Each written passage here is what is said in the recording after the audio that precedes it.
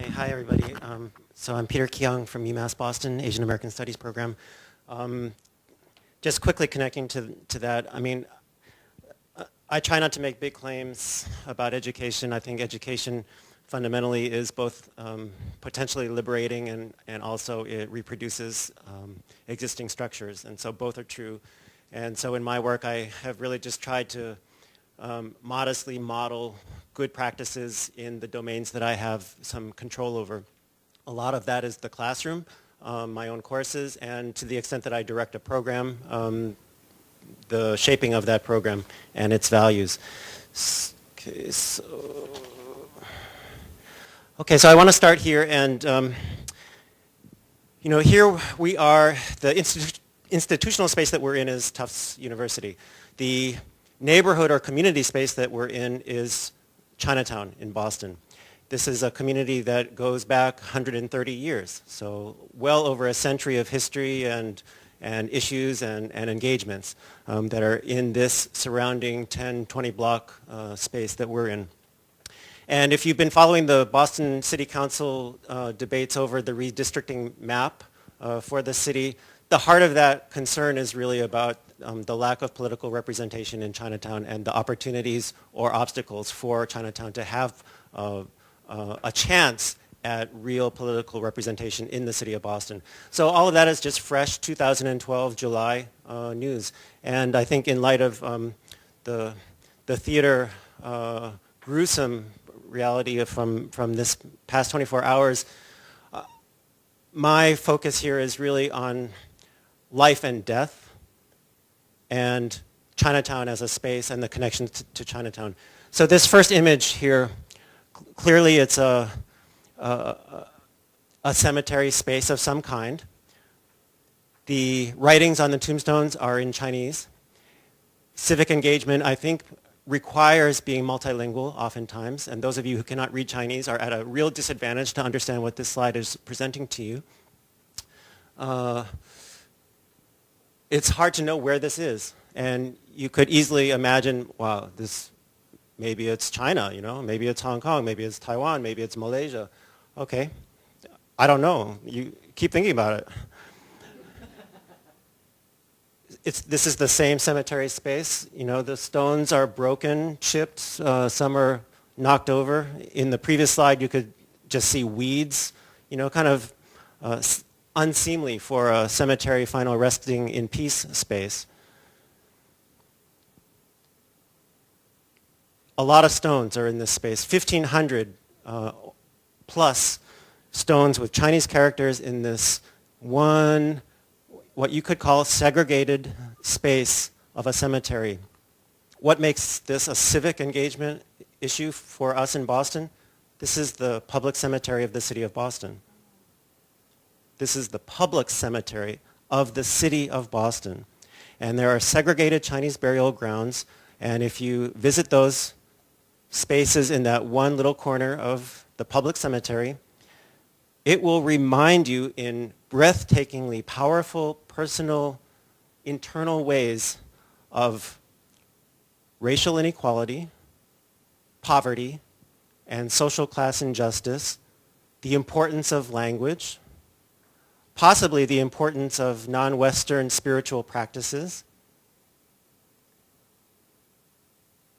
So this is a pretty powerful educational space to be part of, as well as a civic space, as well as a sacred space. So this is a space that I'm centering my 10 minutes in.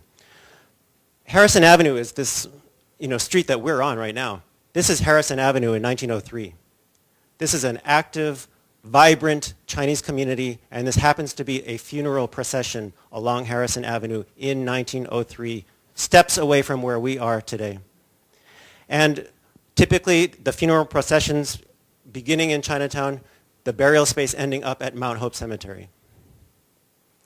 1903, that same year of that funeral procession, massive immigration raid in Boston Chinatown. 300 arrested, put into the Charles Street Jail, taken away by horse cart, and assumed to be illegal and to be prepared to be deported. This is 1903, front page news for a week in the Boston newspapers, and speeches at Faneuil Hall decrying the injustice took place. This is a powerful civic moment in the history of Boston that very few people are aware of, and that is not taught in the curriculum. It's an international issue as well, because who's protecting these Chinese residents of Chinatown? Certainly not the mayor or the political leaders of the city. And so, in fact, diplomatic efforts from the government of China are also at play. So the immigration rate, I mention it here, obviously it's salient to 2012, but the tactic of the police and immigration officials was to choose the date when a funeral would be proceeding through Chinatown. And that was the occasion to round up hundreds of people because there would be so many people out on the street. Okay, so I've taken students from UMass Boston to Mount Hope Cemetery year after year to just be in that space and understand, hey, inequality, racism, poverty, injustice, we know that from field trips to Chinatown, and many schools take students to Chinatown for field trips. And you see those issues pretty crystal clear. But how about in death, afterlife too? It becomes even sharper when you feel and see that in death. And it is right here in Boston in the cemetery. So we do our own, rituals as well as cleanups, trying to take care of the space a little bit. Whenever you go, you're going to find trash, beer, graffiti, weeds, garbage, etc. After a while, we wanted to do more than simply clean up and kind of honor. And so we started digitizing every stone that was there through photographs and trying to match cemetery records, which were a shambles, with what we could do, particularly with our students who were bilingual in English and Chinese. And so that led to creating a database that is not publicly available yet, but we're moving towards that. But individuals are aware of its existence, and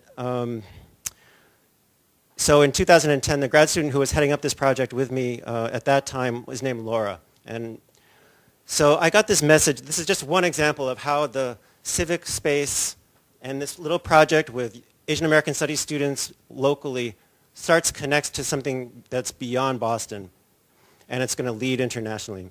And so this guy, Raymond Chong, he's a retired engineer in Texas. He has a family history connection to Boston, and he heard about the stuff that we were doing at Mount Hope Cemetery through social contacts. And so I get this random email from him on a Saturday night, almost 10 p.m. So he says he's returning to his home village in China in the summer. His paper grandfather's name is Chung Guok-hung. So on paper, the grandfather that he's descended from is named Chung Guok-hung. His real father is, on paper, the son of Chung Guok-hung. So that's the relationship. Okay, so Chung Guok-hung, paper father of Kim Sui-chung, who is his father, Raymond's father, died, and he's buried at Mount Hope Cemetery. So Raymond plans to go to the village and the specific family descendants of Chung Guok-hung this summer, and he wants me to take a photo of the gravestone so that he can bring it back to present to the grandfather's descendants. Okay? So it's a very personal mission that he's on, and he's trying to access whatever resources he can. Okay, 10 p.m. Picture of Chung Guok-hung in the National Archives digital database files for when he immigrated to Boston, 1932. And the son, who is the father of Raymond, Chung Kim-soy, in those same files in the Waltham branch of the National Archives. And the death certificate of Chung Guok-hung. So, some good stuff that is available. So I send a quick email to Laura, 10:04 p.m., just a few minutes after receiving this thing. First assignment for your database. And that's all I say. She replies back, 10:30. How amazing is this? I found Chung Guok-hung's gravestone photo in the database, and I've attached it to this email. This is his location. This made my day. It makes me realize how important this database work really is.